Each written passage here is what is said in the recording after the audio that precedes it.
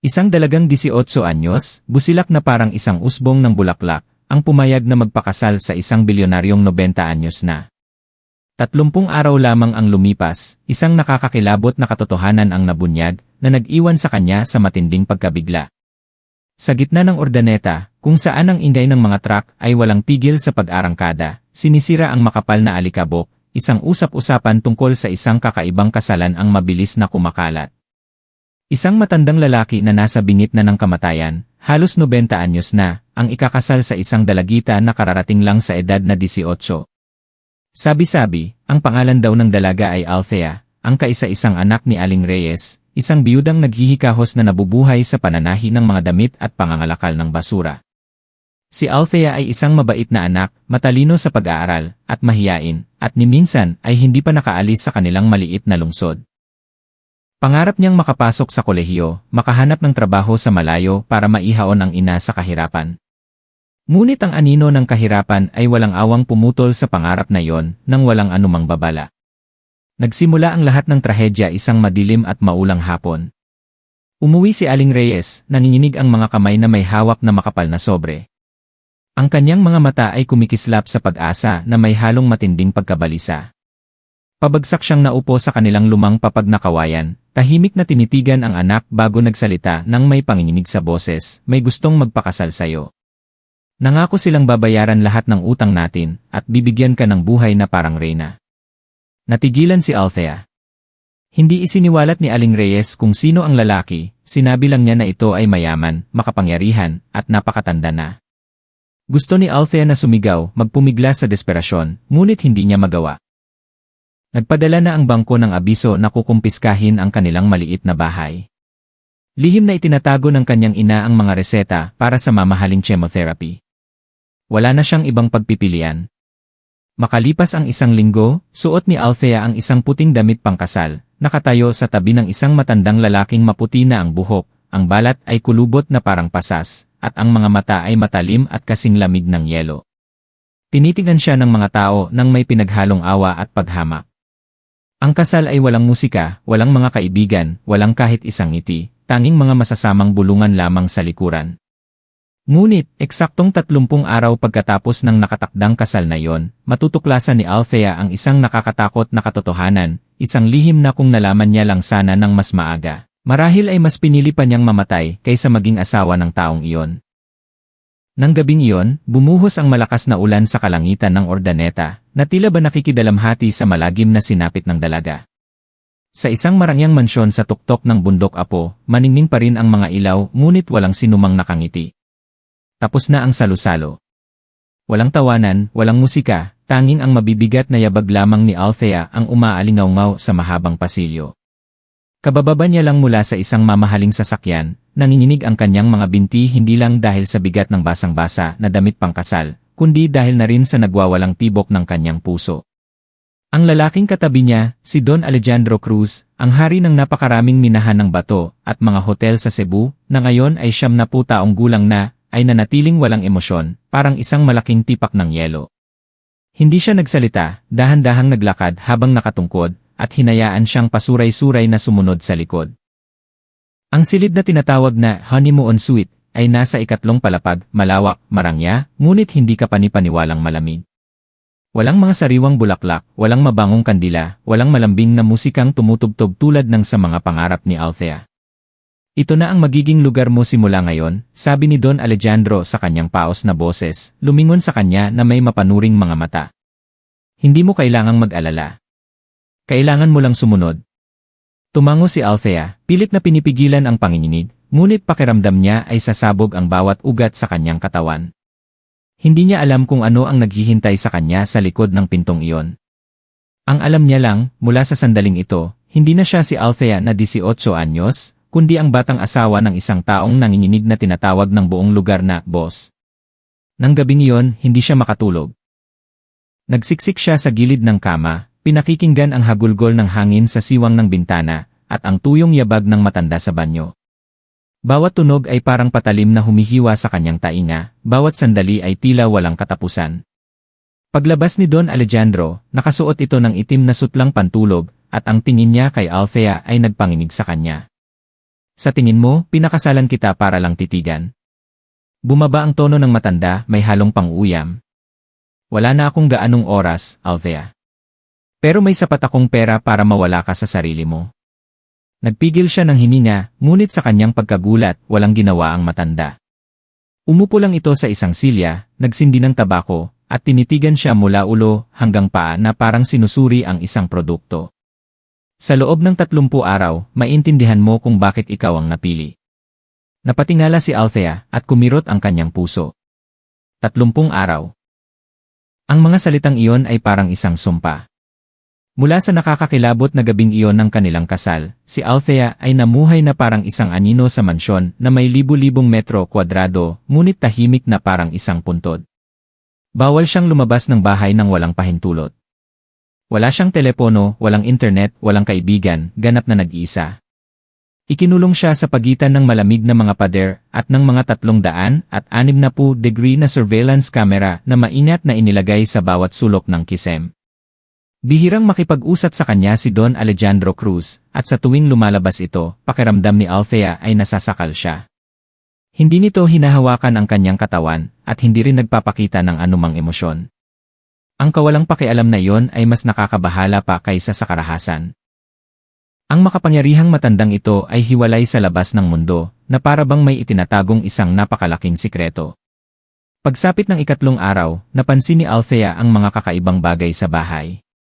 Tuwing gabi, eksaktong 2:00 ng madaling araw, mula sa dulo ng pasilyo sa basement kung saan siya ay mahigpit na ipinagbabawal na pumunta ay may maririnig na mga nakakatakot na tunog, mga yabag, tunog ng metal na kinakaladkad sa sahig, at minsan ay mga sinisikil na sigaw.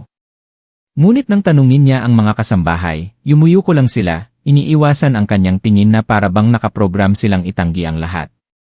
Isang beses, nakita ni Althea ang matandang kasambahay na taimtim na nagdarasal sa harap ng isang altar sa gitna ng sala. Kakaiba, walang litrato sa altar, walang insenso, tanging isang maliit na kahon na gawa sa kahoy na sarado at tinatakpan ng itim na tela. Para kanino po kayo nagdarasal? Mahinang tanong ni Althea, puno ng pag-usisa. Nagulat ang matandang babae, at takot na lumingalinga bago umiling, at bumulong, huwag ka nang magtanong. Hindi mo dapat malaman. Ang sobrang pag-alam ay hindi magpapahaba ng iyong buhay. Kinilabutan si Althea. Sa 5 araw, umalis ng bahay si Don Alejandro buong araw, sinabing may kakausaping kasosyo. Sinamantala niya ang pagkakataon, dahan-dahang nilibot ang mansyon. Nang mapalapit siya sa pinto papuntang basement, natuklasan niyang nakalock ito gamit ang isang modernong combination lock. Sa tabi ng lock, may nakadikit na maliit na papel na may 3 salitang isinulat ng padaskol, huwag buksan. Nang gabing iyon, pagbalik ni Don Alejandro, kumain sila ng hapunan na magkaharap. Tumingin ito ng diretsyo sa kanya, at ang boses ay kalmado na nakakatakot. Pumasok ka ba sa basement? Nagulat si Althea, muntik nang mabitawan ang kutsara. Sinubukan niyang manatiling kalmado at umiling. Mabuti. Dahil kapag nakababa ka na roon, walang sinuman ang makakaakyat ng buo. Ang mga salitang iyon ay parang martilyong pumukpok sa puso ni Althea. Napagtanto niya na may itinatagong madilim na katotohanan ang bahay na ito, at si Don Alejandro, ang taong tinatawag niyang asawa, ang sentro ng lahat ng nakakatakot na lihim. Nagsimulang maobses si Althea sa mga tunog na nagmumula sa basement.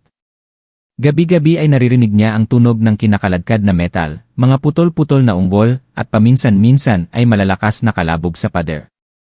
Sigurado siyang mayroong isang bagay o isang tao na ikinukulong sa ilalim ng lupa. Lumaki ang takot sa kanya, kasabay ng hindi mapigilang kuryosidad. Nagsimula siyang magtaka, bakit siya mahigpit na ipinagbabawal na bumaba roon? At bakit sa isang malawak na mansyon ay walang mga kamag-anak o kaibigan si Don Alejandro na dumadalaw? Walang mga party, walang mga kasosyo, walang sekretarya, tanging siya, ilang tahimik na kasambahay na parang mga anino, at si Althea.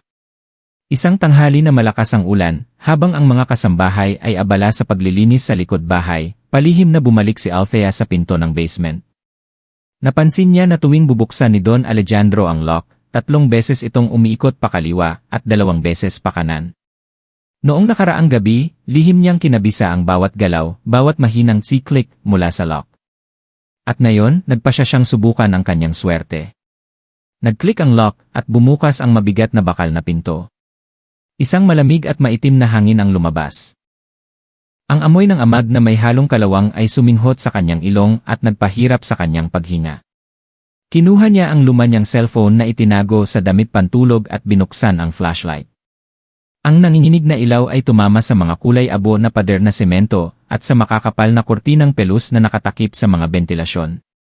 Dahan-dahan siyang bumaba sa hagdan ng kahoy na lumalangit-ngit habang malakas ang kabog ng kanyang dibdib. Hindi niya alam kung ano ang hinahanap niya, ngunit sinasabi ng kanyang kutob na ang nakakatakot na katotohanan ay nasa ibaba. At bigla siyang huminto. Sa dulo ng pasilyo ay isang lumang pinto na gawa sa kahoy, at sa tabi nito ay isang maliit na karatula na may nakaukit na mga salita, entertainment room.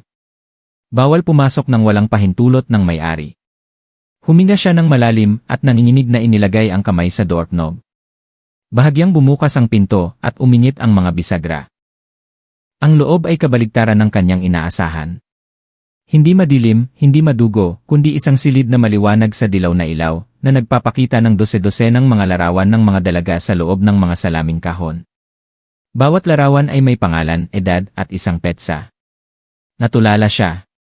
Malapit sa pader sa dulo ng silid ay isang mahabang mesa na may pulang pelus na tela, at sa ibabaw nito ay isang luma at itim at puting larawan ng isang dalagang kamukhang-kamukha ni Althea.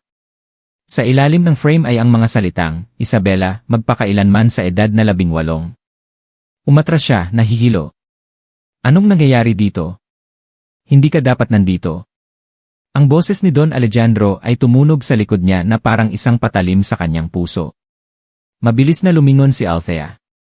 Naroon ang matanda, hindi galit, hindi nagulat, tanging mga matang walang laman na nakakatakot.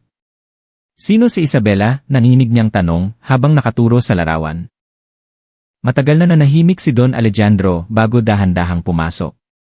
Ang dilaw na ilaw ay tumama sa kanyang kulubot na mukha, ngunit ang kanyang mga mata ay nagniningning sa kakaibang paraan. Siya ang asawa ko. Katulad mo, 18 taong gulang. Pero namatay siya 72 taon na ang nakalipas. Parang huminto ang tibok ng puso ni Althea. Ang mga babae sa salamin. Asawa mo rin ba sila? Tumango ang matanda, ang kanyang tingin ay malayo na parabang nasa ibang mundo. Lahat sila maganda, lahat sila kamukha niya. Pero walang sinuman na eksaktong katulad niya. Natakot si Althea at umatras. Wala na siyang duda. Hindi ito isang kasal. Isa itong masamang ritual. At siya ang susunod na alay. Umatras si Althea, nanlalambot ang mga tuhod, ang puso niya ay nagwawala na parang gustong kumawala sa kanyang dibdib. Ang mga larawan sa loob ng salamin, mga magaganda at batang dalaga na habang buhay na mananatili sa edad na 18, ay hindi na mga obra ng sining. Sila ay mga bakas ng isang baliw na ritual, isang nakakakilabot na babala na huli na niyang napagtanto. Nakatayo pa rin doon si Don Alejandro, ang kanyang mga mata ay nagniningning na parang isang taong nakahanap ng mamahaling hiyas. Alam mo ba kung bakit ako umabot sa ganitong edad? Hindi sumagot si Althea, hinigpitan lang niya ang hawak sa kanyang damit na parabang kumakapit sa natitirang katinuan. Nagpatuloy si Don Alejandro, ang kanyang boses ay pantay na parang nagkukwento ng isang baluktot na fairy tale. Bawat isa sa kanila ay isang paraan para kumapit ako sa buhay. Isang babae bawat taon, isang ritual, at nadadagdagan ako ng ilang taon sa buhay. Napanganga si Althea, hindi makapaniwala sa kanyang naririnig. Ang lalaking nasa harap niya ay hindi lang isang bilyonaryo, kundi isang mamamatay tao na nagpapanggap na maginoo, na nagsasagawa ng masasamang ritual sa dilim para labanan ang kamatayan. Ikaw ang huling piraso. Ang taong kamukhang-kamukha ni Isabela na hindi na kailangan pang ayusan. Ikaw ang perpektong katauhan, ang sukdulang alay. Lumapit si Don Alejandro. Tumalikod si Althea para tumakbo, ngunit nang tumapak ang kanyang paa sa hagdan, biglang dumilim ang buong basement at namatay ang mga ilaw.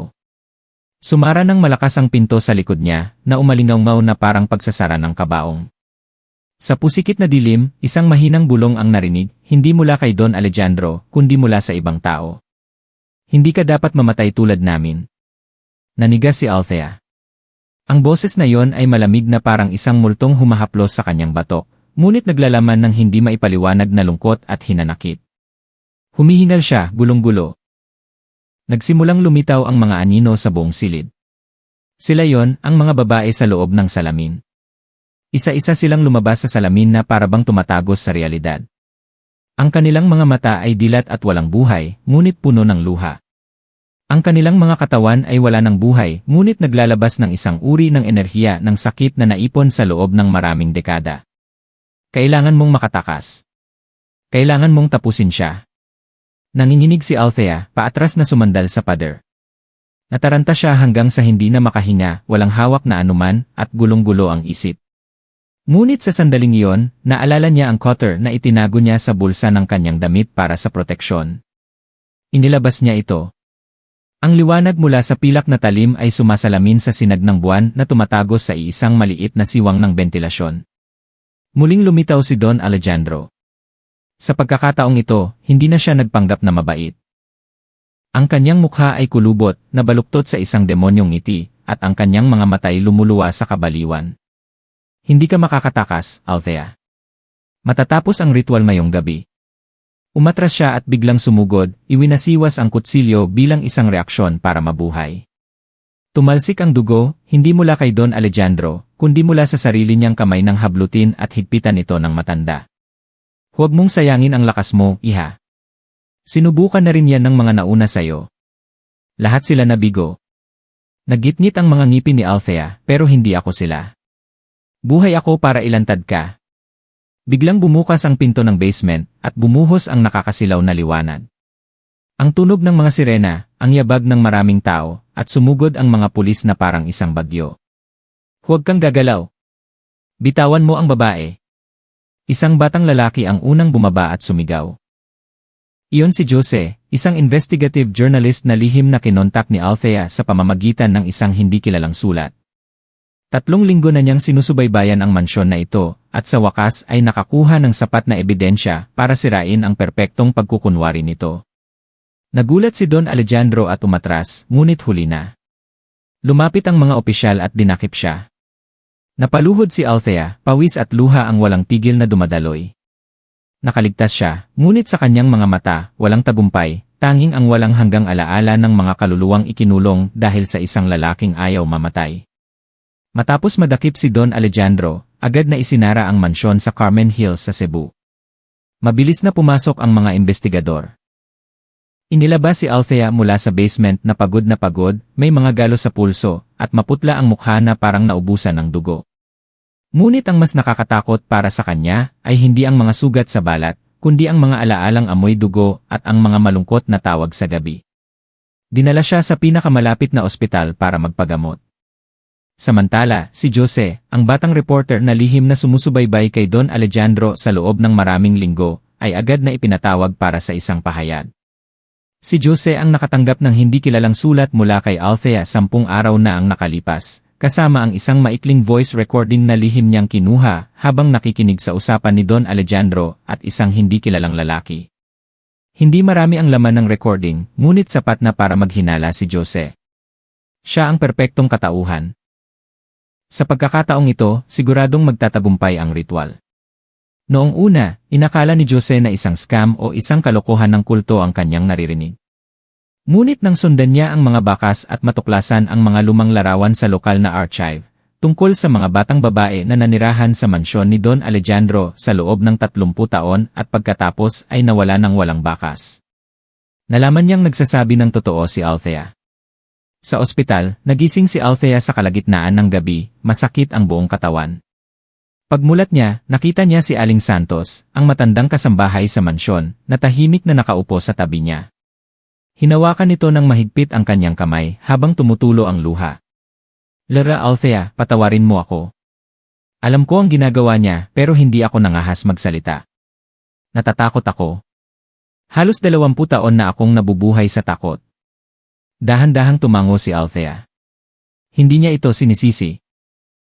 Alam niyang ang mga tao sa mansyon na iyon ay kontrolado ng pera o ng takot na sinadyang itanim ni Don Alejandro. Kinabukasan, nagulantang ang buong Cebu nang ilabas ng pulisya ang paunang resulta ng investigasyon.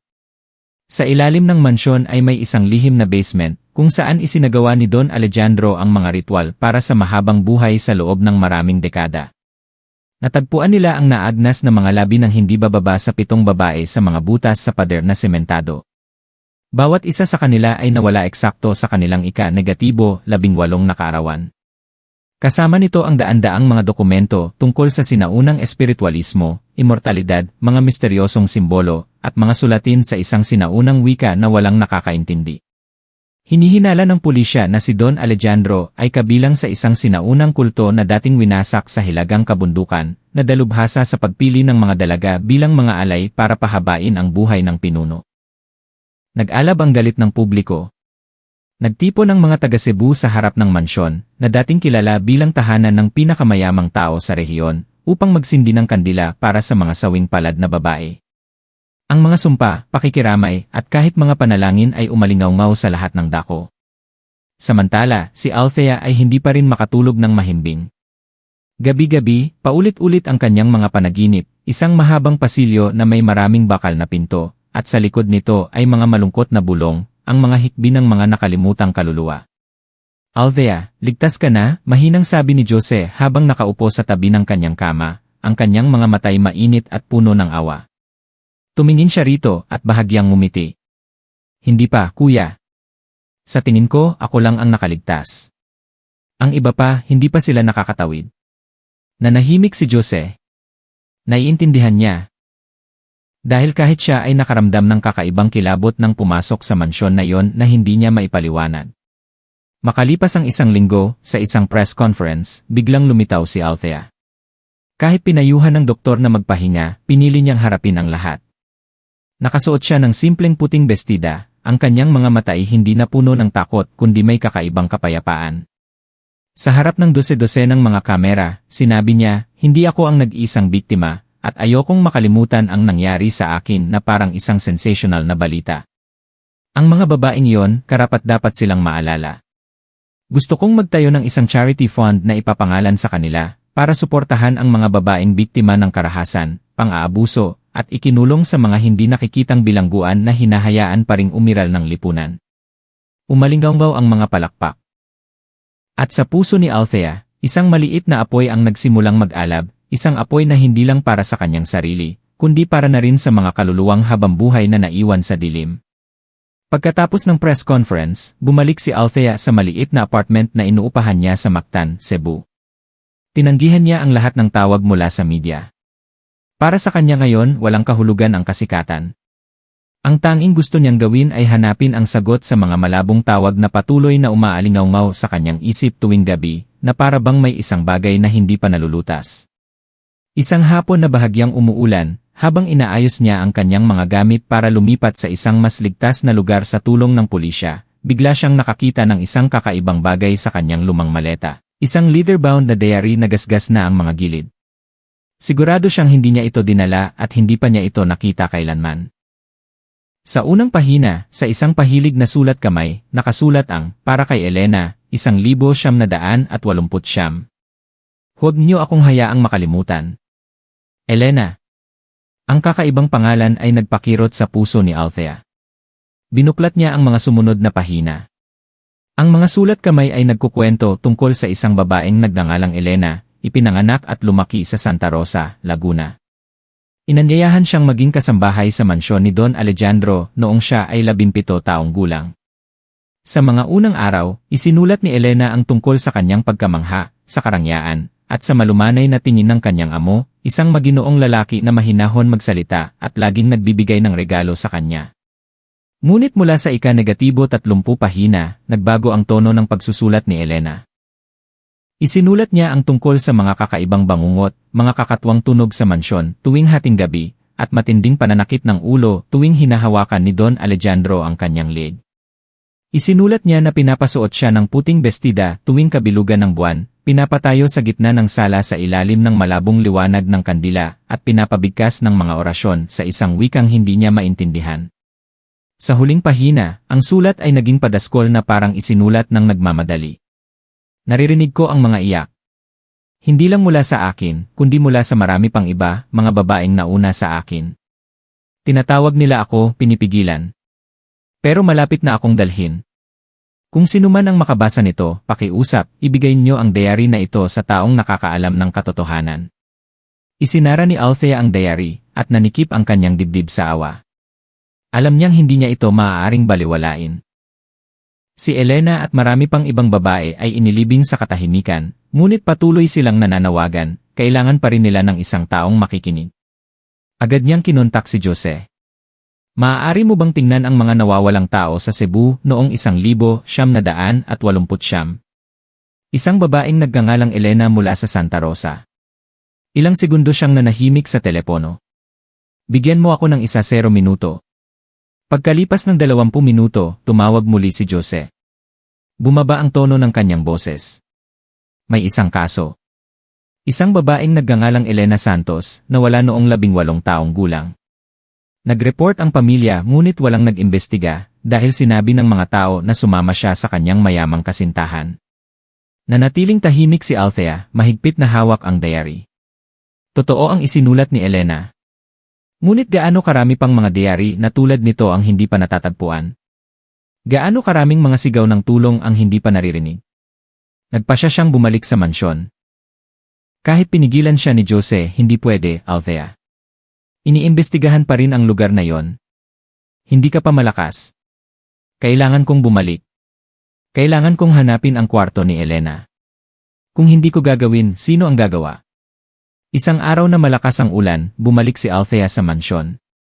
Ang bahay ay mas tiwangwang kaysa dati. Basag ang dilaw na ilaw at hindi pa naalis ang mga bakas ng dugo at ng ritual. Sinundan niya ang paglalarawan sa diary, pumasok sa hanay ng mga kwarto sa kanlurang bahagi kung saan dating nakatira si Elena. Luma na ang kwarto at malakas ang amoy ng amag. Sa pader, nakasabit pa rin ang isang baluktot na frame ng larawan, at ang manipis at kupas na kortina ay nakatakip sa bintanang nakaharap sa kakahuyan. Bigla, naramdaman niya ang isang malamig na hangin sa kanyang batok, at sa maikling sandaling iyon, narinig niya ang isang bulong, "Salamat." Mabilis siyang lumingon, ngunit walang tao. Tanging ang diary sa kanyang kamay ang bahagyang nanginig, na para bang may bumuklat sa isang bagong pahina. Mula nang matagpuan ang diary, hindi na si Althea ang batang babaeng natatakot dahil sa isang kakaibang kasal. Para na siyang nabubuhay para sa isang mas malaking misyon, ilantad ang katotohanan at palayain ang mga nakalimutang kaluluwa. Ngunit habang papalapit siya sa katotohanan, lalong kumakapal ang dilim. Nang gabing iyon, habang isinusulat muli ang buong nilalaman ng diary ni Elena para ipadala kay Jose para sa secure na imbakan, biglang nakarinig si Althea ng katok sa pinto. Tok! Tok! Tok! 3 beses, mabagal at mabigat. Hindi mula sa pangunahing pinto, kundi mula sa loob ng banyong nakalock. Nanigas si Althea. Nasa isang pansamantalang apartment siya na inayos ng pulisya ng Cebu, lahat ng bintana ay selyado, at may 24 paghahati-7 na security camera system. Imposibleng may makapasok na estranghero. Muling tumunog ang katok. Tok! Tok! Tok! Sa pagkakataong ito, lumipat ito sa lumang kahoy na aparador kung saan niya inilalagay ang kanyang mga damit. Nanginginig siyang tumayo, dahan-dahang lumapit doon, malamig ang kanyang mga palad. Binuksan niya ang aparador. Walang laman. Ngunit isang maliit na piraso ng papel ang nahulog. Ang mga salita sa papel ay malabo na parang isinulat gamit ang luha.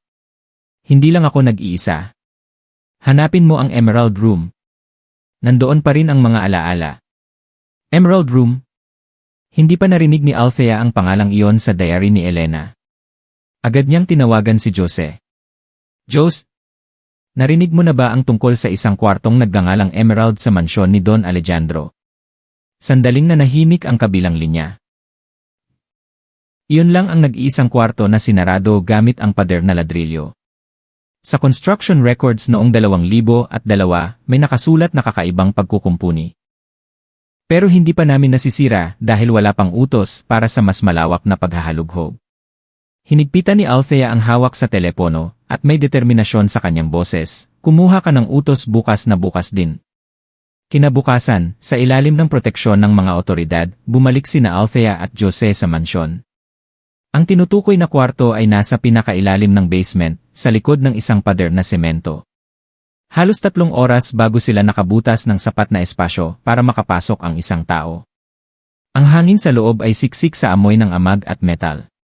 Isang makapal na alikabok ang bumabalot sa sahig, ngunit ang lahat ay buo pa rin na para bang may kakaalis lang. Ang silid ay nababalot ng isang mapusyaw na berdeng liwanag na nagmumula sa mga emerald-colored glass na nakalagay sa mga pader. Ang mga gamit sa silid, upuan, mesa, at kahit ang puting bestida na nakasabit, ay lahat nasa estilong klasikal na Espanyol ng ika-19 na siglo.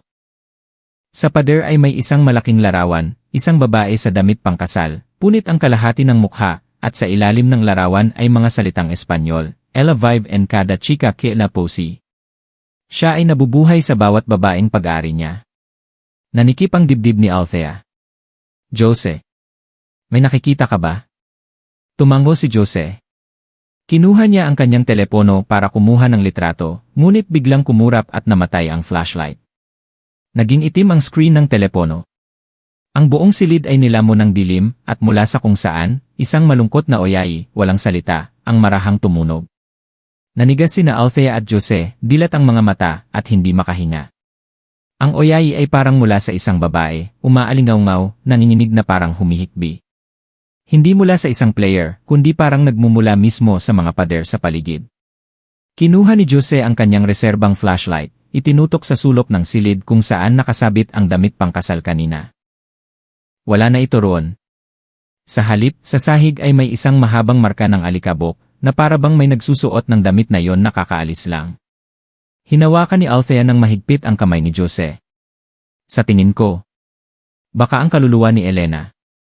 Hindi pa umaalis. Lumunok si Jose at bumaba ang kanyang boses. Hindi lang si Elena. Marahil marami pang iba ang naghihintay na magsalita. Pagkatapos ng nakakatakot na pangyayari sa Emerald Room, hindi makatulog sina Althea at Jose sa loob ng maraming araw. Ang mga nangyari sa silid na iyon ng oyayi, ang nawawalang bestida, at ang punit na larawan ay hindi maipaliwanag ng lohika. Ngunit sa gitna ng kaguluhan, isang detalye ang patuloy na bumabagabag kay Althea. Ang mga salitang Espanyol na nakaukit sa ilalim ng larawan, siya ay nabubuhay sa bawat babaeng pag-aari niya. Hindi nagtagal, nakatanggap si Jose ng tawag mula sa himpilan ng pulisya sa Cebu.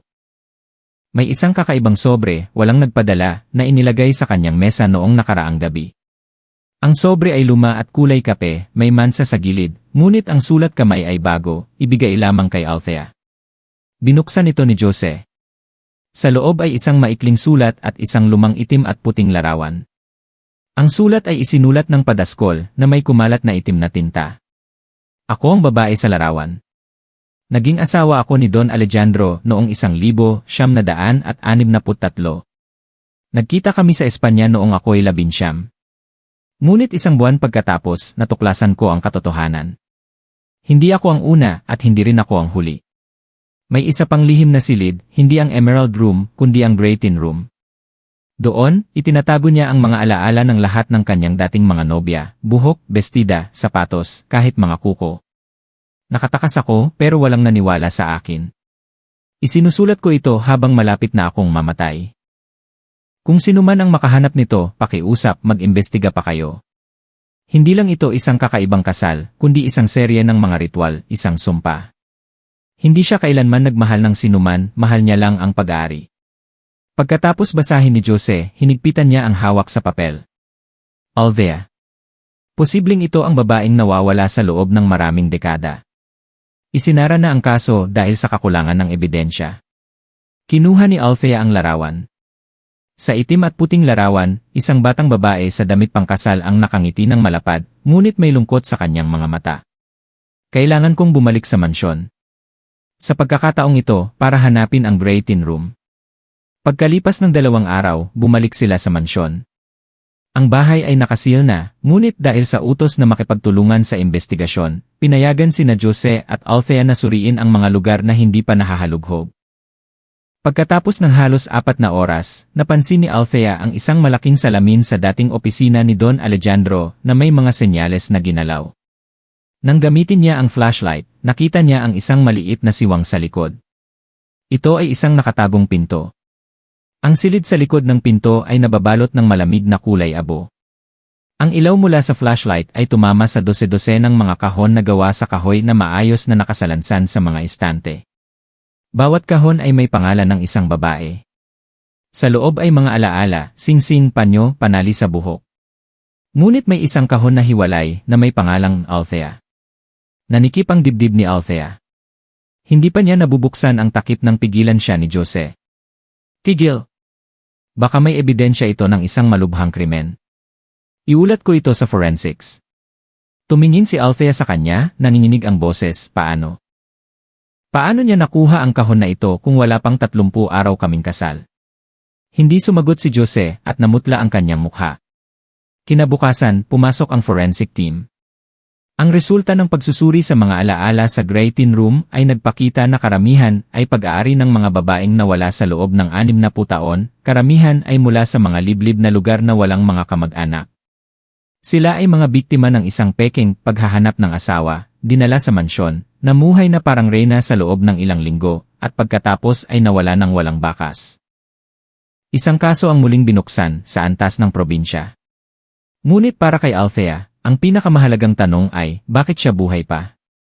Sino o ano ang tumulong sa kanya na makaligtas pagkatapos ng 30 araw? Dahil ba ito ang unang pagkakataon na nabigo si Don Alejandro, o dahil may ginising si Althea na hindi niya makontrol? Sa dulo ng bahaging ito, nakatanggap si Althea ng isang kakaibang text message sa kanyang telepono, nakaligtas ka. Ang 30 araw ay simula pa lang. Ang kakaibang text message na yon ay nagpuyat kay Althea sa loob ng maraming gabi. Nagpalit siya ng numero ng telepono, ng email address, at pinutol ang ugnayan sa sinumang hindi talaga kailangan. Ngunit hindi nawala ang kanyang pagkabalisa. Ang mga putol-putol na panaginip, ang mga katok sa pinto tuwing hating gabi, ay patuloy na bumabagabag sa kanya na parang isang multo. Makalipas ang isang linggo, dumating si Jose sa bagong apartment ni Althea na may dalang makapal na folder. Althea, nakita ko ito sa archive ng pribadong abogado ni Don Alejandro. Baka dapat mong malaman. Binuksan niya ang folder. Sa loob ay isang kopya ng opisyal na huling habilin ni Don Alejandro na may selyo mula sa isang notaryo sa Cebu. Ngunit ang nagpabigla kay Althea ay ang pangalang nakasulat bilang nag-iisang tagapagmana, Althea Reyes. Nagbibiro ka ba? Hindi. Lahat ng ari-arian ay inilipat sa iyo, kasama ang mansyon, mga bank account, shares sa 2 malalaking kumpanya, at isang chain ng mga hotel. Mapait na tumawa si Althea.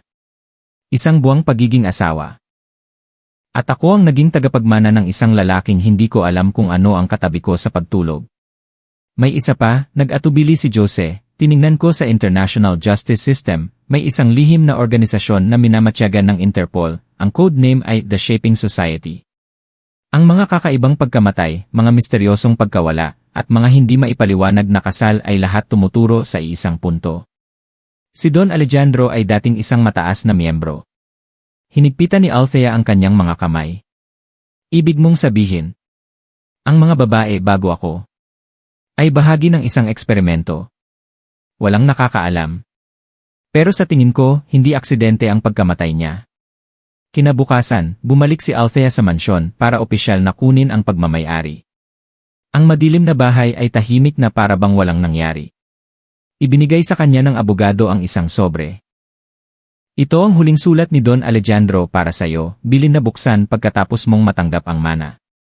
Nag-atubili si Althea ngunit binuksan din ang sulat. Althea, marahil natakot ka, napuot o nagalit. Pero ikaw ang unang nakagawa ng isang bagay na sa loob ng 70 taon ay walang nakagawa, nakaligtas ka sa loob ng 30 araw. Naisip mo ba kung bakit lahat ng bagay sa akin, pati na ang buhay ko, ay natapos pagkatapos mong pumasok? Dahil pinagana mo ang pagtatapos ng isang siklo. Hindi ka biktima. Ikaw ang huling piraso. Iniwan ko lahat sa iyo, hindi dahil sa pag-ibig, hindi ko alam kung ano ang pag-ibig, kundi dahil ikaw lang ang makakaintindi sa sinubukan kong buuin sa buong buhay ko. Gamitin mo ito para sirain o ipagpatuloy. Nasa sayo. Tiniklop ni Althea ang sulat. Malakas ang hangin sa labas ng bintana. Isang malakas na blag ang umalingaw-ngaw. Biglang bumukas ang pinto ng dating kwarto ni Don Alejandro kahit walang humawak dito. Pumasok siya sa lugar na dating ipinagbabawal sa mansyon. Ganoon pa rin ang kwarto, maayos, malinis, ngunit walang buhay. Sa mesa ay may isang hand-drawn na blueprint. Nang buklatin niya ito, napagtanto niyang ito ang architectural plan ng mansyon. Ngunit may isang kakaiba, sa plano, may 3 basement, samantalang ang kasalukuyang disenyo ay may isa lang. Nasaan ang 2 pang palapag? Sa dulo ng plano ay may isang sulat kamay na tala. Ang susi ay nasa ilalim ng matandang puno ng pino sa likod bahay. Maghanda ka.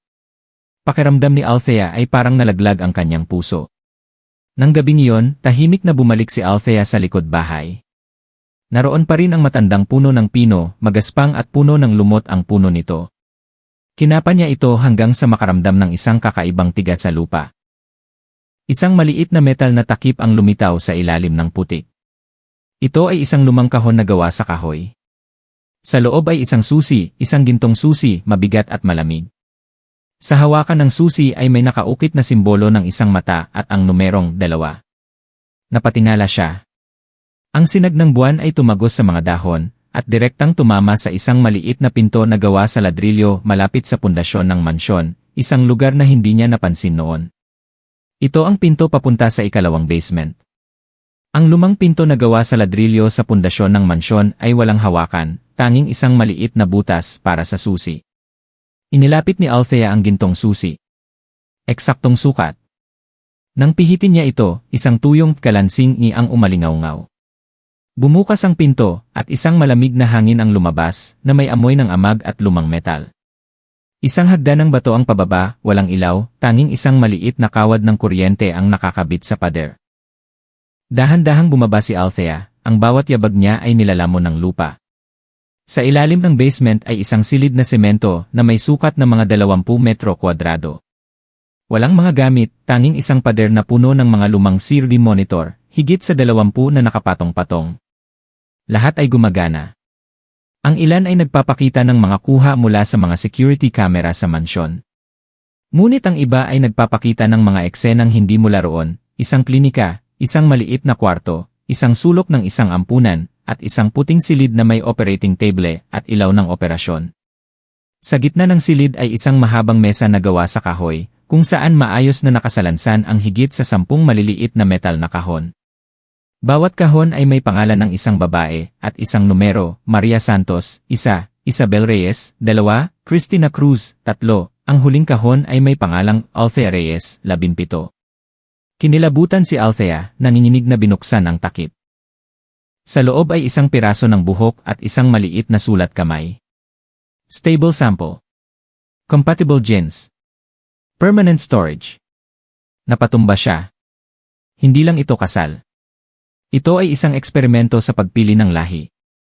Isang beep-beep ang tumunog mula sa gitnang monitor. Isang linya ng teksto ang lumitaw, "Welcome, Althea."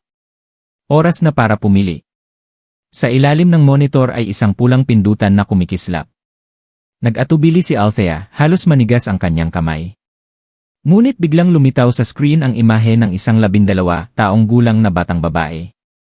Nakatali siya sa isang madilim na silid, takot na takot. Nagpatuloy ang system, next successor sample, Ana Garcia, 12 years old.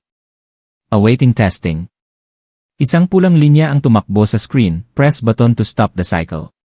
Hindi na nag-isip pa si Althea, at malakas na pinindot ang pulang pindutan.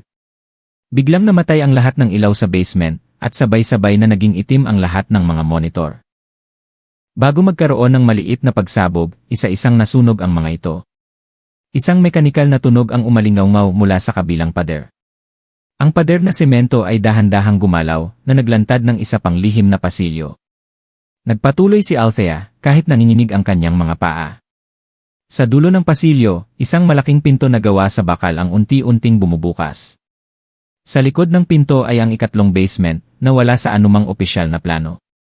Sa loob ay isang napakaputing espasyo, nakakakilabot sa kalinisan. Sa pader ay nakasabit ang maraming larawan ng mga batang babae, karamihan ay nasa pagitan ng 15 at 22 taong gulang. Bawat isa ay may isang code number. Isang leather-bound na libro ang nasa gitna ng mesa. Binuklat niya ito. Ang unang linya ay nagsasabing, Project Superhuman Generation. Original Code, Don Villanueva. Initiator, The Shaping Society. Sumunod ang isang detalyadong listahan tungkol sa proseso ng pagpili ng sample, pag-aalis, pag-clone ng cell, at genetic hybridization. Umatras si Althea, nanlalabo ang kanyang paningin. Bawat pahina ng file ay parang kumakalkal sa kanyang isipan, sa kanyang konsensya. Ang mga babaeng tulad niya ay hindi minahal. Sila ay materyales. Isang metal na tunog ang umalingaw sa likod. May paparating. Hinablot ni Althea ang libro at tumakbo ng mabilis sa lihim na pasilyo. Hindi niya alam kung sino ang humahabol sa kanya, ngunit sinasabi ng kanyang kutob na kung hindi siya makakaalis ngayon, mawawala siya tulad ng 16 na napangalan bago siya. Pagdating sa hardin, madaling araw na. Malakas ang hangin mula sa dagat sa Palawan Bay. Nakatayo roon si Althea, mahigpit na hawak ang maduming libro, namumula ang mga mata. Hindi niya alam kung saan pupunta, ngunit sa unang pagkakataon sa kanyang buhay, alam niya kung ano ang kailangan niyang gawin. Ang langit sa Cebu ng araw na iyon ay tila nakikiramay, makapal ang hamog sa bawat kalsada pababa sa tabing dagat. Naglakad si Althea, nanginginig ang mga paa, ang leather-bound na libro ay nakabalot sa kanyang madilim na jacket, basang-basa ng hamog at pawis. Hindi siya nangahas sumakay ng sasakyan, hindi nangahas sumakay ng taxi, tahimik lang siyang naglakad na parang isang hindi nakikitang tao sa gitna ng syudad na unti-unting nagigising. Huminto siya sa harap ng isang lumang internet cave. Punit na ang singboard, ngunit bukas pa rin ang mga neon lights sa loob. Isang batang lalaki sa shop ang napatingin, nagulat sa isang batang babaeng may tulalang mga mata na pumasok. Isang unit sa pinakasulok kung saan walang makakakita. Nanginginig ngunit determinado ang kanyang boses. Tumango ang batang lalaki at itinuro ang unit number 9 sa pinakaloob malapit sa banyo. Umupo si Althea, kinuha mula sa kanyang damit ang isang maliit na BSD. Ang tanging bagay na nakuha niya mula sa silid ng mga file bago tumakas. Naglalaman ito ng kopya ng libro at data mula sa server sa ilalim ng basement. Wala siyang mga kaibigan, walang malapit na kamag-anak, ngunit may isang tao siyang naisip sa sandaling iyon, si Marco, isang dating honor student na nangarap maging investigative journalist. Ang lalaking tinanggihan niya 2 taon na ang nakalipas dahil sa tingin niya ay hindi siya karapat-dapat. Ngunit ngayon, siya ang tanging pag-asa. Nag-login siya sa isang anonymous na email account, ipinadala ang file kasama ang isang maikling mensahe. Sabi mo gusto mong hanapin ang katotohanan, hindi ba? Dito ka magsisimula. Pero mag-ingat ka, baka binabasa rin nila ito. Pinindot niya ang send at agad na tumayo. Ang batang lalaki ay abala pa rin sa kanyang shooting game, walang pakialam. Nang gabing iyon, sa ibang sulok ng Cebu, si Marco ay nakaupo sa kanyang maliit na inuupahang kwarto, nakatitig sa computer screen. Isang kakaibang email ang umilaw sa kanyang inbox. Walang subject, walang pangalan ng nagpadala. Nag-atubili siya bago ito binuksan. At nang lumitaw ang unang linya ng data, nanigas ang dugo sa kanyang katawan. Ang dokumento ay hindi lang isang listahan ng mga dinukot na babae, mayroon itong mga larawan, peking passport scan, mga medical contract, kahit peking death certificate at ang pangalan ng isang misteryosong organisasyon, The Shaping Society, na may pirma ni Don Ricardo Villanueva sa dulo. Natigilan siya. Ang pangalang iyon ay ang lolo ng pinuno ng pinakamalaking pharmaceutical biotech corporation sa Hilaga, ang Villanueva Group. Kasabay nito, sa mansyon ng Villanueva, isang emergency meeting ang nagaganap. May bakas ng pagpasok sa basement, ulat ng isang nasa katanghaliang gulang na lalaki, hindi makatingin ng diretsyo sa matandang nakaupo sa dulo ng mesa. Si N.A. Fan, ang 70 taong gulang na lalaking nagpakasal kay Althea, ay tumatapik sa malamig na mesa, ang kanyang mga matay kasing talim ng kutsilyo. Hanapin niyo siya. Alamin kung sino siya at kung sino ang tumulong sa kanya. Nabalot ng katahimikan ng silid, walang nangahas huminga ng malakas. Umisi si N.A. Fan at sa pagkakataong ito. Huwag mag-iwan ng bangkay. Nagtago si Althea sa isang murang paupahan malapit sa baybayin, nakalock ang pinto, sarado ang mga kortina. Bawat maliit na ingay sa labas ay nagpapagulat sa kanya. Hindi niya alam kung gaano katagal siya makakatagal, ngunit alam niyang kung hihinto siya, mananatili ang lahat sa dilim magpakailanman. Biglang tumunog ang telepono sa kwarto. Nagulat siya. Walang nakakaalam na narito siya. Althea, isang malalim na boses ng lalaki ang umalingaw-ngaw, binibigkas ang bawat salita. Alam kong nakikinig ka. Huwag mong subukang tumakas. Matalino ka, inaamin ko. Pero ang larong ito ay hindi para sa mga nag-iisa. Hinigpitan niya ang hawak sa telepono. Kailangan lang namin ang libro. Ibigay mo at maaari kang umalis ng Pilipinas, mamuhay ng bago. Malumanay ang boses nito, ngunit sa likod nito ay amoy kamatayan. Pero kung magmamatigas ka, ang mga taong tumulong sa'yo ay mawawala isa-isa. Pinatay ang telepono at ang tunog ng dial tone ay parang kutsilyong humihiwa sa kanyang tainga. Hindi umiyak si Althea. Lumapit siya sa aparador, kinuha ang libro, binuksan ang unang pahina at nagsulat ng isang bagong linya, ito ang katotohanan. Kahit mamatay ako, ilalabas ko ito sa liwanag. Hindi nakatulog si Marco buong gabi. Ang mga file na ipinadala ni Althea ay parang isang bombang sumabog sa gitna ng gabi. Bawat pahina ng dokumento, bawat larawan, bawat peking selyo ay isang nakakatakot na piraso ng isang krimen na itinago sa loob ng maraming dekada. Alam niyang kung sasali siya rito, maaari niyang mawala ang lahat, ang kanyang karera, kalayaan, at kahit ang kanyang buhay. Ngunit ang tingin sa larawan ni Althea, ang mga mata ng isang 18 taong gulang na babae, dalisay ngunit puno ng takot, ay hindi niya kayang talikuran. Kinabukasan, sinimulan ni Marco ang kanyang investigasyon mula sa pangalang madalas na lumalabas sa mga dokumento, Sunshine Humanitarian Center, isang peking organisasyon na nagpapanggap na charity sa Cebu. Sa labas, ang Sunshine ay isang sentro para sa mga batang kalye. Ngunit ayon sa mga dokumento ni Althea, dito kinukuha, sinasanay, at ipinapasa ang mga menor de edad na babae. Ang mga hindi kwalipikado ay ibinebenta sa ibang mga sindikato, mas masahol, mas marumi, at nawawala magpakailanman. Tumayo si Marco sa harap ng gate ng sentro, nakatago ang kamera sa kanyang jacket, at may Bluetooth headset, nire-record ang lahat. Sa loob, ilang mga bata ang naglalaro, ngunit may kakaibang lamig sa hangin. Isang babaeng nakaputing lab coat ang lumabas, na may pangalang Inres Diaz sa kanyang name tag. Sino ang hinahanap mo? Mahina ang kanyang boses, ngunit ang kanyang mga mata ay parang talim ng kutsilyo. Gusto kong maging volunteer, ngumiti si Marco. Nag-aral ako ng social work, at gusto kong tumulong sa komunidad. Ngumiti ng bahagya si Inres Diaz, ngunit halatang nag-ingat. Pumasok ka. Palagi naming tinatanggap ang mga may mabuting puso. Kasabay nito, si Althea ay palipat-lipat ng mga paupahan upang hindi matunton. Hindi siya gumagamit ng telepono, hindi kumokontak sa sinuman. Kagabi, pagkatapos ng pagbabanta, sinimulan niyang isulat kamay ang bawat pahina ng dokumento, handa nang ipadala sa maraming lugar ng sabay-sabay. Ngunit sa sandaling iyon, nakarinig siya ng mga yabag sa hagdanan. Isang tsikalansing. May sumusubok buksan ang kanyang pinto. Mabilis niyang pinatay ang ilaw, umatras sa sulok, mahigpit na hawak ang maliit na martilyo na inihanda niya ilang araw na ang nakalipas. Hindi bumukas ang pinto, ngunit sa labas, isang piraso ng papel ang isiniksik sa ilalim ng pinto. Nanginginig niya itong kinuha. Isang linya lang ang nakasulat sa itim na marker, nagsasayang ka lang ng oras. Ang taong pinagkakatiwalaan mo ay sinusundan. Sa Sunshine Center, inilibot si Marco. Ang mga silid ay maayos, ang mga batang babae ay tinuturuang magburda, magbake, at magbasa. Lahat ay masyadong perpekto. Ngunit ang pagiging perpekto na iyon ang nagpaduda kay Marco. Sa sulok ng ikatlong palapag, may isang nakalock na silid. Nang magtanong si Marco, umiti lang si Inres Diaz, "Diyan ang file room, walang pwedeng pumasok." Tumango si Marco, ngunit sa isip niya ay iginuhit na ang buong layout ng sentro. Pagdating ng gabi, babalik siya. Naniga si Althea sa harap ng papel na may babala. Sino ang nagpadala nito? Isang banta o isang paalala? Bigla niyang naalala si Marco, ang taong pinadalhan niya ng email na maaaring nasa panganib. Hindi pwede. Hindi niya hahayaang masangkot pa ito. Pinunit ni Althea ang lahat ng mga papel, inilagay sa isang plastic bag at itinapon sa dagat bago pa sumikat ang araw.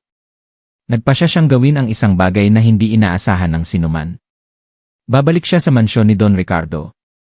Nang gabing iyon, sa dilim sa Sunshine Center, pumasok si Marco mula sa likod. Gamit ang mapa sa kanyang isip at ilang simpleng gamit sa pag-lockpick, nilapitan niya ang ipinagbabawal na silid. Kalansing. Bumukas ang lock. Itinutok niya ang kanyang flashlight sa pader at natigilan. Hindi mga file. Mga kamera, mga monitoring screen. Doon, nakita ni Marco ang imahe ni Althea na nakatayo sa harap ng gate ng Villanueva Mansion, kumakatok. Hindi niya alam, ang bangungot ay nagsisimula pa lang. Nang gabing iyon sa Cebu, bumuhos ang malakas na ulan, bawat patak ay parang yelo na humihiwa sa balat, ngunit walang naramdaman si Althea kundi pamamanhid. Nakatayo siya sa harap ng gate ng mansyon ng Villanueva, ang lugar na dating naging bitag para sa kanyang kabataan at kaluluwa. Bukas pa rin ang mga ilaw sa loob, ngunit ang paligid ay tahimik na parang isang bangkay na pinalamutyan ng maganda. Huminga ng malalim si Althea at kumatok. Kalansing! Dahan-dahang bumukas ang mabigat na gate. Walang sumalubong, tanging isang madilim na bakuran na kumikinang sa tubig ulan. Pumasok siya, ang bawat yabag ay nagmamarka sa basang daan, bawat hakbang ay parang pagbabalik sa kanyang masakit na nakaraan. Sa itaas ng hagdanan, isang babaeng nasa katanghaliang gulang ang naghihintay. Iyon si Tia Hong, ang matagal ng kasambahay, ang tanging taong palihim na nagbigay kay Althea ng isang piraso ng tinapay nang ikulong siya ng 3 araw na walang pagkain. Elda Althea, nauutal si Tia Hong, naguguluhan ang mga mata. Bakit ka bumalik? Tumayo ng tuwid si Althea, kahit basang-basa ang kanyang buhok. Kailangan kong makausap si M. Ricardo. Sandaling nag-atubili si Tia Hong bago tahimik na tumabi. Bumukas ang pinto ng opisina. Nakaupo roon si M. Ricardo, na parabang inaasahan na siya. Nakasuot pa rin siya ng itim na suit, hawak ang isang baso ng pulang alak na parang dugo. Althea, umiti siya, malalim ang boses. Tunay ngang isang matapang na bata. Hindi na ako bata at hindi na ako tanga. Pumasok siya, matalim ang tingin. Bakit ka bumalik? Para tapusin ito. Hindi na ako tatakas. Pero kung mamamatay ako, isasama kita. Tinaasan siya ng kilay ni M. Ricardo at mumisi. Ano ang hawak mo? Inilabas ni Althea ang isang ifesi, ang tanging bagay na itinago niya mula sa mga sinunog na dokumento. Naglalaman ito ng recording ng usapan ni M. Ricardo tungkol sa pagbebenta ng mga babae sa ilalim ng legal na kasal. Akala mo ba matatakot ako sa mumurahing ebidensya na yan? Hindi sumagot si Althea, tahimik niyang isinaksak ang ESC sa computer nito, ang computer na mas kilala niya kaysa kaninuman. Isang screen ang lumitaw, nagpapadala ng data online. Tumayo si M. Ricardo. Anong ginagawa mo? Ipinapadala sa mga reporter, sa pulis, sa lahat ng posibleng lugar, sabi ni Althea, habang nakahawak pa rin sa mouse. Maaari mo akong patayin, pero hindi mo mapapatay ang katotohanan. Sumugod ito, sinakal si Althea, at umungol, hayop kang bata ka. Sinubukang umiti ni Althea, may luha sa kanyang mga mata. Hindi ko kayang mabuhay bilang isang anino. Pa. Kasabay nito, si Marco ay tumatakbo sa ulan mula sa Sunshine Center. Muling nagkaroon ng signal ang kanyang telepono. Dinala siya ng iya sa Villanueva Mansion. Sumigaw siya sa telepono, Althea, lumayo ka sa kanya. Papunta na ako. Ngunit walang sumasagot sa kabilang linya, tanging ang hagupit ng hangin at ulan. Sa silid, nakawala si Althea mula sa pagkakasakal ni M. Ricardo, tumama ang ulo niya sa mesa. Nahilo siya, may dugo sa kanyang noo, ngunit hindi niya inalis ang tingin sa computer screen. Patuloy pa ring ipinapadala ang data. 0%. 12%. 14%. Nagalit si M. Ricardo, kinuha ang baril mula sa drawer, at itinutok sa computer. Hindi ko hahayaang sirain mo ang lahat. Blag! Sinipa ang pinto. Pumasok si Marco, basang-basa, at nagbago ang mukha nang makita si Althea na nakahandusay sa sahig. Bitawan mo siya. Lumingon si M. Ricardo, hawak pa rin ang baril. Basurang reporter. Mabuti, para patayin ko na kayong dalawa. Bang! Isang putok ang umalingaw-ngaw. Basag ang computer screen. Ngunit umabot na sa 89% ang data. Pilit na gumapang si Althea, nanginginig na pinindot ang i-send again. Hindi na ako takot sa'yo, sabi niya, may dugo sa gilid ng kanyang bibig. Sumigaw si M. Ricardo, manahimik ka. Sinunggaban siya ni Marco, at nagpagulong-gulong sila sa sahig. Tumilapon ang baril. Sa gitna ng kaguluhan, biglang umalingaw ang sirena ng pulis mula sa malayo, ang mga kumikislap na ilaw ay sumasalamin sa basang bintana. Umiyak si Althea, hindi dahil sa sakit, kundi dahil alam niyang malapit na ang hustisya. Sinira ng mga sirena ng pulis ang katahimikan ng maulang gabi sa Cebu. Ang mga asul at pulang ilaw ay kumislap sa paligid ng mansyon ng Villanueva. Sumugod ang mga otoridad, nakatutok ang mga baril, at pinalibutan ang buong bahay. Nakatayo si M. Ricardo sa gitna ng kanyang opisina, nakaposas ang mga kamay sa likod, ang kanyang mga mata ay wala ng galit, tanging isang malalim na kahungkagan na lamang. Ang pakiramdam ng isang makapangyarihang tao na alam na wala na siyang takas. Tinulungan ni Marco si Althea na tumayo. Nanginginig siya, may dugo sa noo at bibig, ngunit ang kanyang mga mata ay hindi natatakot, bagkus ay nagniningning na parang isang apoy na nakaligtas sa bagyo. Magaling ang ginawa mo, sabi ng isang batang pulis sa kanya. Salamat sa data na ipinadala mo, may basehan na kami para magbukas ng kaso. Hindi siya sumagot, tinitingnan lang si Ricardo habang inilalabas ito. Hindi pa tapos ang lahat, mahinang sabi nito. Akala mo nanalo ka na? Tumalikod si Althea, hindi na nag-abalang sumagot. Pagkalipas ng 3 araw, nagulantang ang buong Cebu. Sabay-sabay na nagulat ang mga pahayagan tungkol sa pagbuwag sa isang sindikato ng human trafficking na nagpapanggap na kasal, na pinamumunuan ng isang matandang negosyante. Ang pangalang Ricardo Villanueva, ang 70 taong gulang na bilyonaryo ng Cebu, ay naging simbolo ng kasamaan at kasinungalingan. Walang sinuman ang nag-akala na sa likod ng imahe ng isang tahimik na matandang nakatira sa isang marangyang mansyon ay isang nagpapatakbo ng isang sopistikadong sindikato ng pagbebenta ng mga babae, na may koneksyon sa mga internasyonal na kriminal na organisasyon. Sa mga inilabas na file, daan-daang pangalan ng mga batang babae ang nawala matapos magpakasal sa mga mayayamang lalaki. Marami ang sapilitang pinalabas ng Pilipinas, pinalitan ang kanilang personal na impormasyon, at naging kalakal na may malinis na record. Ngunit si Althea ang unang bumalik, at ang unang nakaligtas, na may dalang sapat na ebidensya para pabagsakin ang isang buong underground empire. Sa ospital, nagising si Althea sa isang puting silid. Nakaupo si Marco sa tabi ng kanyang kama, may maitim na bilog sa ilalim ng kanyang mga mata, ngunit hindi maitago ang kanyang kaginhawaan. Ligtas ka na, sabi niya. Ikaw rin ba? Tanong niya, paos ang boses. Tumango si Marco. Hinawakan niya ang kamay nito, mainit at matatag. Mula ngayon, hindi na kita hahayaang mag-isa.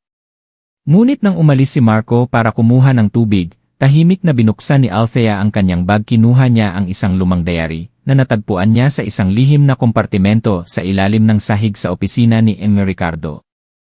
Sa loob ay mga padaskol na sulat, mga tala tungkol sa karamdaman at pag-isip. Mayo 12, umiyak na naman siya. Pero hindi dahil sinaktan ko siya. Natatakot siya sa boses sa loob ng isip ko. Natatakot din ako rito. Hulyo 30, naririnig ko sila. Sinasabi nilang kumuha pa ako ng isa. Espesyal daw ito. Ang huling pahina ay may isang padaskol na linya, na para bang ang nagsusulat ay nakikipaglaban sa sarili, hindi ako. Isa lang akong anino ng mga tawag mula sa impyerno. Hinigpitan ni Althea ang hawak sa libro, puno ng emosyon ang kanyang mga mata. Hindi lang isang kriminal si Ricardo Villanueva, kundi isang puppet ng mas madidilim na puwersa, ang mga taong nasa likod niya. Ang mga tunay na amo na hindi pa nahuhuli ng pulisya.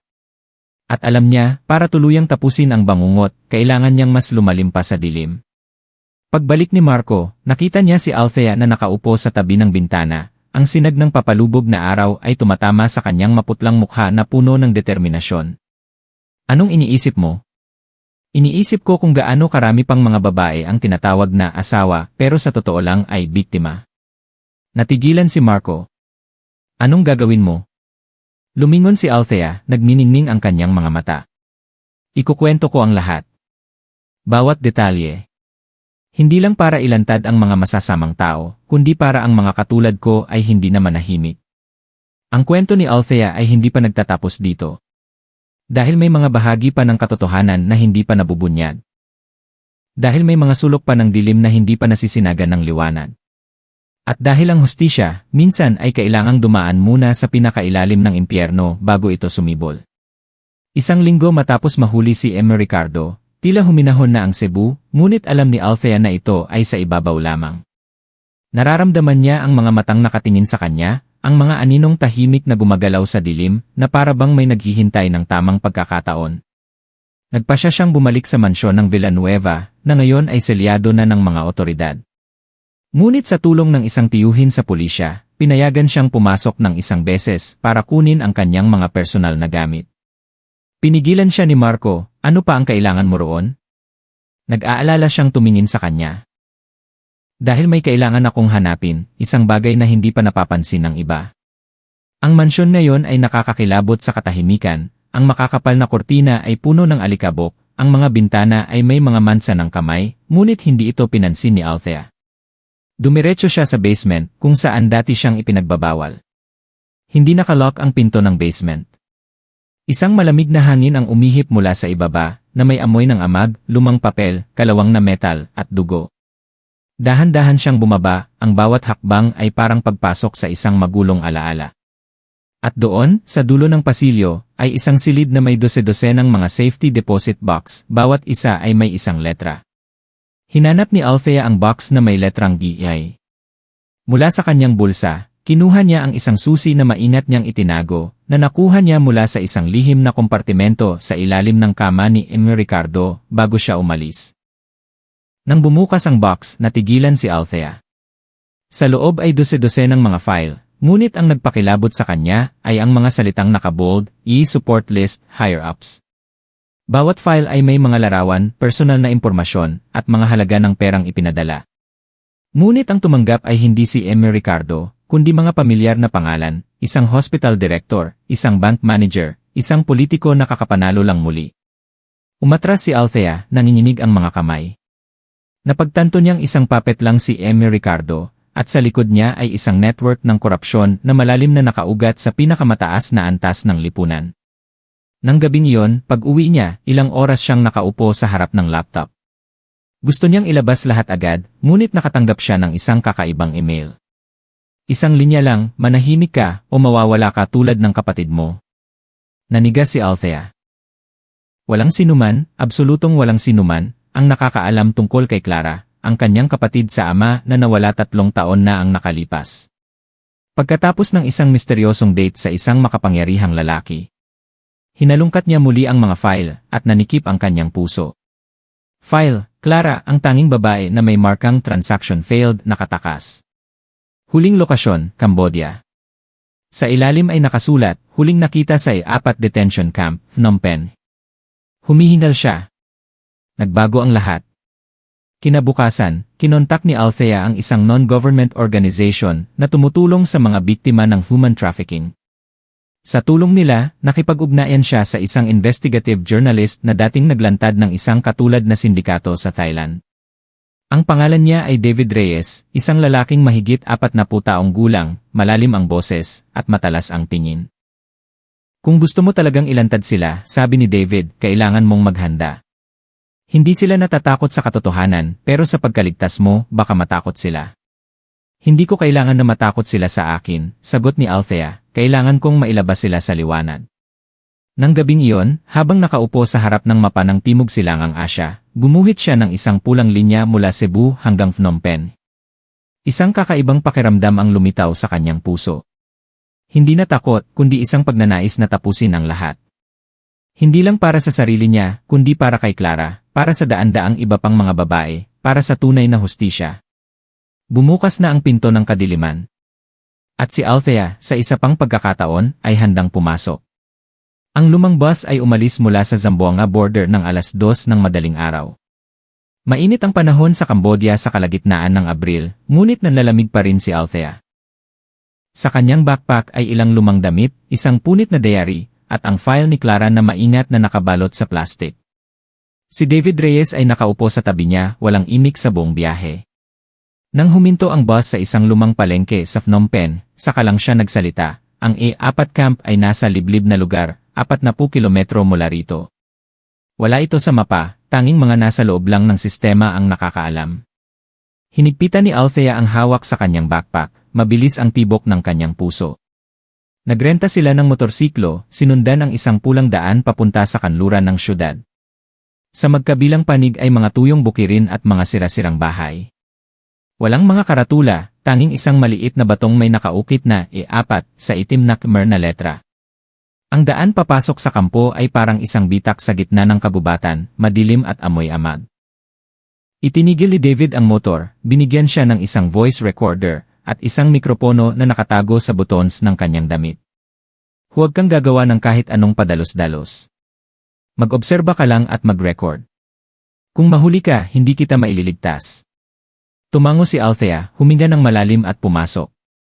Ang A4 camp ay hindi isang ordinaryong kulungan.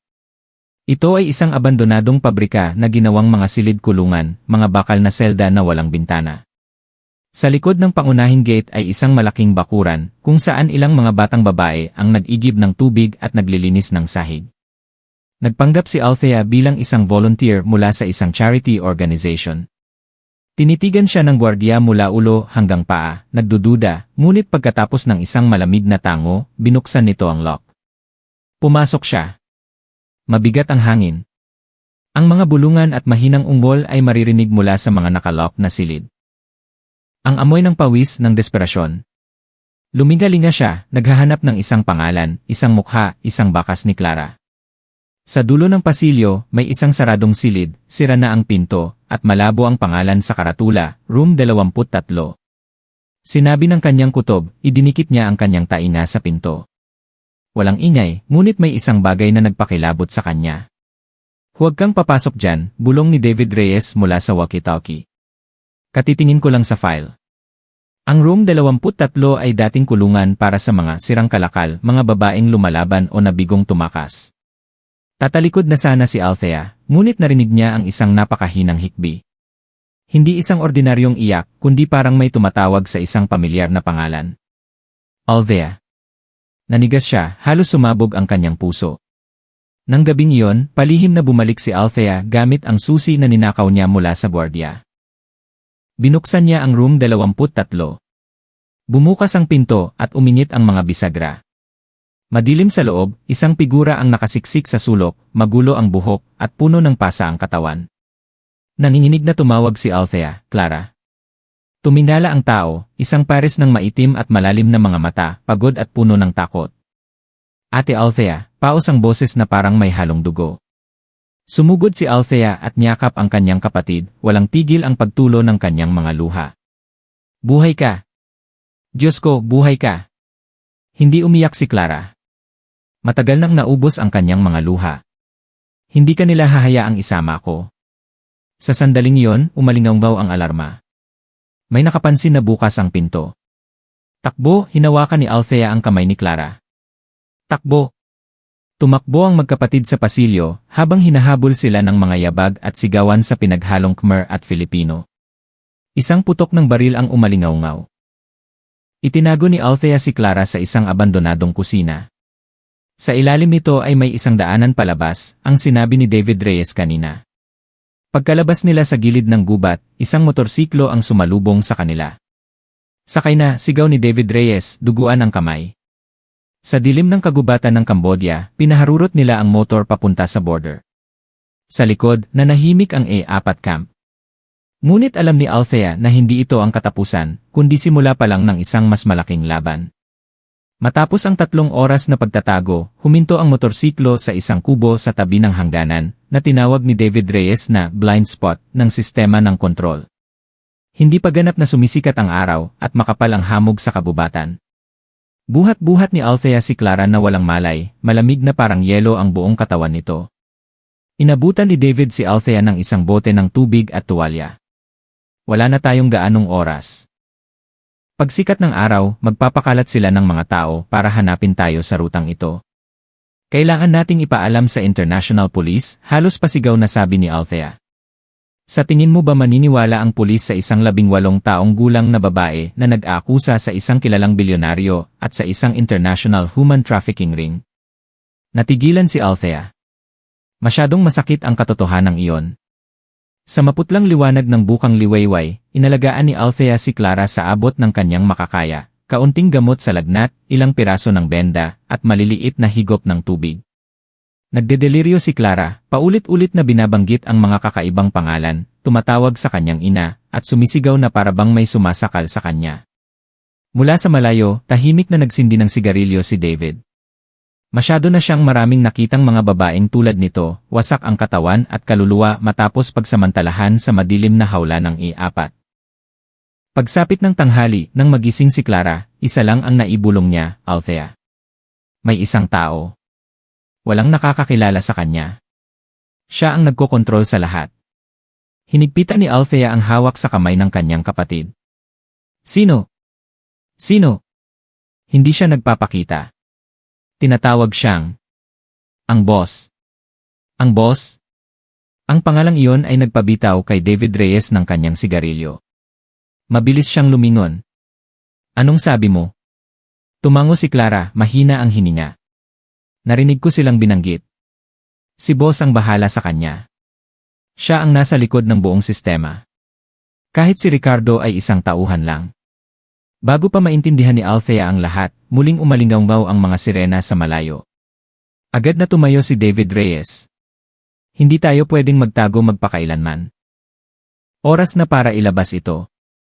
Nang hapong iyon, dinala ni David Reyes sina Althea at Clara sa isang espesyal na tao, si Marco. Isang dating investigative journalist na muntik nang mamatay dahil sa pag-imbestiga sa isang international human trafficking ring 4 na taon na ang nakalipas.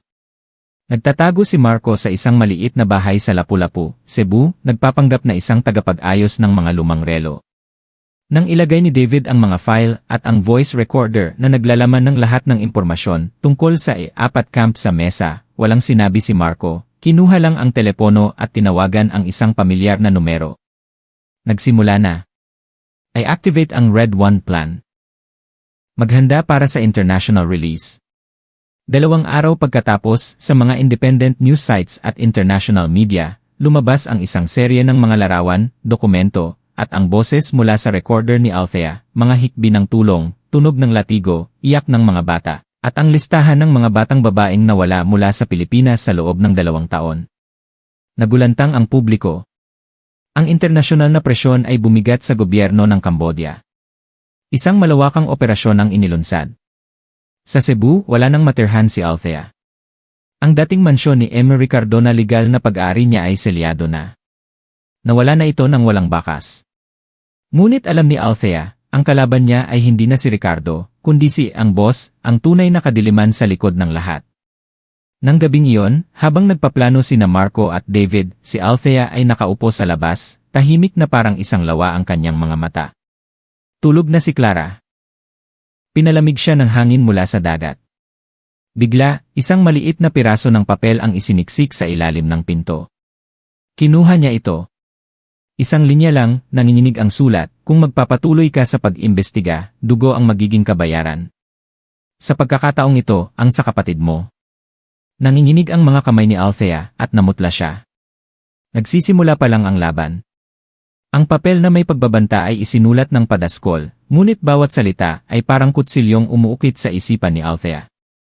Matagal siyang hindi gumalaw, malamig ang kanyang mga mata, ngunit ang kanyang mga kamay ay mahigpit na nakakuyom na parang gustong durugin ang papel. Si Clara ay mahimbing na natutulog sa maliit na silid sa likod. Ang kanyang maputlang mukha ay may mga pasa pa. Alam ni Althea na hindi nagbibiro ang nagpadala ng papel. Ang boss, isang pangalan na parang multo, walang record, walang bakas, walang pagkakakilanlan, ngunit ang kapangyarihan ay higit pa sa kanyang inaakala. Kung walang paraan para lumabas ito, kailangan niyang gumawa ng isang bitag. Kinabukasan, humiling si Althea ng isang emergency meeting sa pagitan niya, ni Marco, at ni David Reyes. Habang iniisip ng lahat na atras si Althea para protektahan si Clara, tumayo siya at nagsalita ng may determinasyon, ako ang magiging pain. Hihilahin ko si ang boss palabas. Tumingin si Marco mula sa mga dokumento, nakakunot ang noo. Nababaliw ka na ba? Malayo na ang narating natin. Kung lalabas ka ngayon, para mo na ring isinuko ang sarili mo. Nagkagatlabi si Althea, matalim ang tingin. Pero kung walang pain, paano mahuhuli ang hayop? Hindi siya lalabas kung wala siyang mawawala. Gagawa ako ng isang palabas. Nanahimik si David Reyes at tumango. Mayroon akong koneksyon sa international media. Maaari tayong gumawa ng isang peking kwento. Ang saksing si Althea, ang legal na asawa ni Emery Ricardo, ay maglalabas ng tunay na pagkakakilanlan ni ang boss sa isang international conference laban sa human trafficking sa Davao sa susunod na linggo. Sapat na yon para matakot siya at kumilos. Tumatapik ang mga daliri ni Marco sa mesa. Pero hindi direktang lumalabas si ang boss. Magpapadala siya ng mga hitman. Kung ganoon, maghahanda ako, sabi ni Althea. Ibibigay ko sa kanya kung ano ang gusto niya, ako. Ngunit sa lugar na kontrolado natin. Pagkalipas ng 3 araw, sabay-sabay na nagulat ang mga anonymous media network at ilang international na channel. Ang misteryosong saksi sa pinakamalaking human trafficking ring sa Timog Silangang Asya ay maglalabas ng isang video testimony sa Sabado ng gabi. Ang malabong imahe ni Althea, na nakatalikod lamang at binago ang boses, ay lumitaw sa isang trailer. Ang mga sipi mula sa mga tala, ebidensya laban kay Emma Ricardo, listahan ng mga biktima. Lahat ay maingat na inihanda. Isang bomba sa opinyon ng publiko ang opisyal na pinasabog. Biyernes ng gabi, dinala ni Marco si Althea sa isang abandonadong bahay sa gilid ng kagubatan ng Sierra Madre, kung saan nagpasya ang grupo na ganapin ang Peking live broadcast. Sa loob ay may mga 360-degree camera, thermal tracking system, at mga suportang puwersa na nakaabang sa paligid. Nakasuot si Althea ng puting bestida, nakalugay ang buhok, at mag-isang nakaupo sa harap ng isang laptop na naglalabas ng mahinang liwanag. Ang dilaw na ilaw ay tumama sa kanyang mukha, na nagpapakita ng kanyang kahinaan. Ngunit hindi nanginginig ang mga mata ni Althea. Alam niyang anumang sandali ay maaaring maging huli na. Alas negatibo 1:08 ng gabi, isang senyales ng pagpasok ang lumitaw sa touchscreen. Tumayo si David Reyes at kinuha ang kanyang baril. Sinabi ni Marco na manatili ang lahat sa kanilang mga pwesto. Sa camera number 3, isang taong nakasuot ng mahabang Amerikana at may hood ang lumapit sa bahay. Kalmado ang kanyang paglakad, na parabang naglalakad sa sarili niyang bakuran. Imposible, bulong ni Marco, walang dapat makaalam sa lugar na ito. Bumukas ang pinto. Tumingin si Althea. Isang lalaki ang nakatayo, ang liwanag mula sa likod ay nagdidilim sa kanyang mukha, ngunit ang kanyang mga mata ay may kakaibang kulay amber. Lumapit siya kay Althea, bawat hakbang ay parang nagpapahaba ng oras. At sa isang kalmado at mabagal na boses, nagsalita siya, "Ikaw ang pinakamagaling na pain na nakita ko." Ngunit sa kasamaang palad, ang hayop na ito ay hindi madaling mahuli. Hinigpitan ni Althea ang hawak sa maliit na kutsilyo na nakatago sa kanyang bestida. Nagsimula na ang huling paghaharap.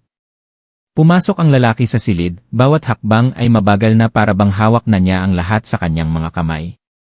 Inalis niya ang kanyang hood, na naglantad ng isang kakaibang mukha, malamig, matalas ngunit hindi kapansin-pansin, na halos pangkaraniwan na maaaring mawala sa anumang karamihan. Iyon ang tunay na nakakatakot. Siya ang tipo ng taong hindi nag-iwan ng bakas. Tinitigan siya ni Althea, bawat nerbiyos ay nakaalerto, hindi siya nangahas na kumilos ng padalos-dalos. Ang lalaking ito ay si ang boss. Hindi siya tulad ng kanyang inaakala, hindi matanda, hindi halatang malupit, kundi parang isang intelekwal na negosyante, isang anyo na madaling pagkatiwalaan at pagkatapos ay lalamunin ka. "Sino ka?" tanong niya, kakaibang kalmado ang boses, kahit malakas ang kabog ng kanyang dibdib. Umiti siya, "Ako ang nagbayad para pag-arian ka. Ako ang pumirma sa unang kontrata, ang kontrata na ipinakasal ka kay Ricardo. Ako ang nagmamanyobra sa lahat. Ako ang tunay mong asawa, Althea." Kinilabutan siya. "Bakit ako?" "Dahil maganda ka, matalino at madaling kontrolin." "Akala ko." Lumapit siya, pantay ang boses. "Pero hindi na ngayon. Naging isang variable ka." "Ayoko ng mga variable." Tumayo si Althea at umatras. "Kaya pumunta ka rito para patayin ako?" "Hindi. Pumunta ako rito para bilhin ang iyong katahimikan. Isang regalo na sa tingin ko'y nararapat sa'yo. Pera, kalayaan, isang apartment sa ibang bansa, bagong pagkakakilanlan. Basta't mawala ka." Ngumisi si Althea. "Hindi ko kailangan." "Paano ang ibang mga babae? Paano si Clara? Paano ang tatay ko? Akala mo ba'y papakawalan kita ng ganoon kadali?" Dumilim ang mukha ng lalaki. "Kung ganoon, wala na akong magagawa." Isang pangalawang senyales ng pagpasok ang lumitaw sa sistema. Sumigaw si Marco sa walkie-talkie, "May isa pa. Palibutan ang bahay. Huwag siyang pakawalan." Mula sa labas, umalingaw-ngaw ang ingay ng mga sasakyan at mga yabag. Agad niyang kinuha ang baril na nakatago sa kanyang Amerikana at itinutok kay Althea. "Ayoko sa mga matitigas ang ulo na babae." "Talaga?" Isang sbang ni ang umalingaw-ngaw. Pumikit si Althea. Ngunit nakatayo pa rin siya. Walang dugo, walang sakit. Ang lalaki ay natumba.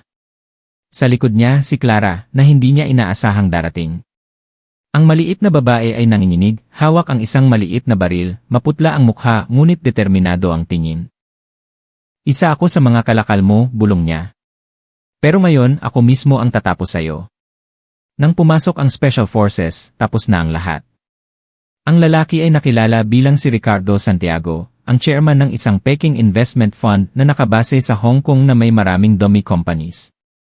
Siya ang pinuno ng International Human Trafficking Ring, ang nasa likod ng pagkamatay at pagkawala ng daan-daang mga batang babae. Nabuwal ang network. Ang mga dating nag-aakalang hindi sila magagalaw ay nasa harap na ng korte. Si Althea ay mag-isang nakaupo sa tabi ng bintana ng isang shelter, pinagmamasdan ang sikat ng araw. Mabigat pa rin ang kanyang pakiramdam. Kahit nanalo, alam niyang may mga sugat na hindi na maghihilom. Ngunit kahit papaano, natupad niya ang kanyang pangako sa kanyang ina, sa kanyang ama, sa kanyang sarili. Isang taon matapos mabuwag ang International Human Trafficking Ring, wala nang mga madidilim na mansyon sa Cebu na nakatayo na parang mga kutsilyong nakatago sa hamog. Naaalala pa rin ng mga tao ang kaso bilang isang bangungot na nagwakas, kung saan ang kasamaan ay nagpapanggap na negosyante, kung saan ang isang ama ay nagbenta ng anak at isang babae ang piniling bumangon mula sa pinakamalalim na hukay. Si Althea ay hindi na isang sapilitang ikinasal na nobya, hindi na isang puppet na minamanyobra ng pera. Naging tagapagsalaysay siya ng kanyang sariling kwento, hindi para magreklamo, kundi para magbigay babala. Linggo-linggo, nagtuturo si Althea ng self-defense sa mga batang babae sa isang sentro para sa mga biktima ng human trafficking. Ang kanyang boses ay malalim ngunit matatag. Ang kanyang mga mata na dating puno ng takot ay nagniningning na ngayon sa isang malakas na pagnanais na mabuhay. May mga gabi, napapanaginipan pa rin ni Althea ang silid na may nakalock na pinto, ang malamig na tingin ni ang boss, ang mga hikbi sa pasilyo.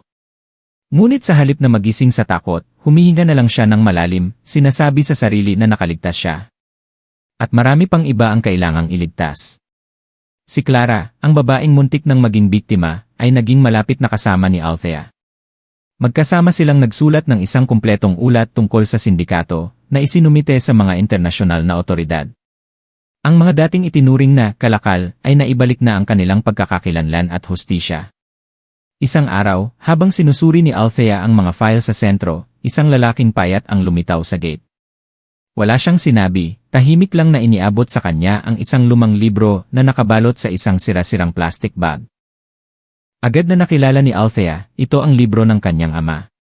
Sa loob ay mga makakapal na tala, mga transaksyon, listahan ng mga biktima, mga mapa ng ruta ng transportasyon, at kahit ang pagkakakilanlan ng ilang mga opisyal na nagpoprotekta sa sindikato.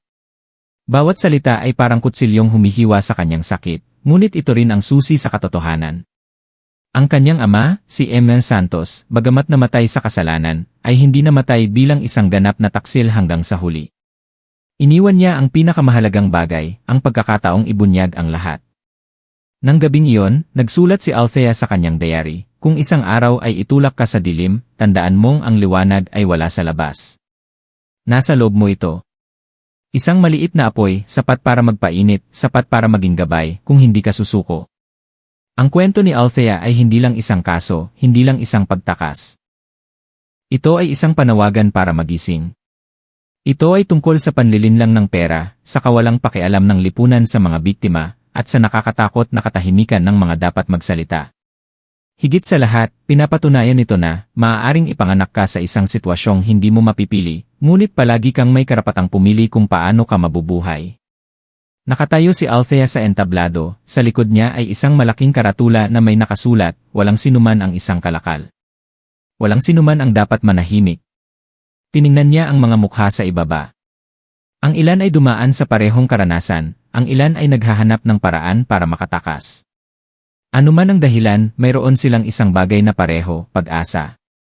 At siya, si Althea, ang buhay na patunay nito.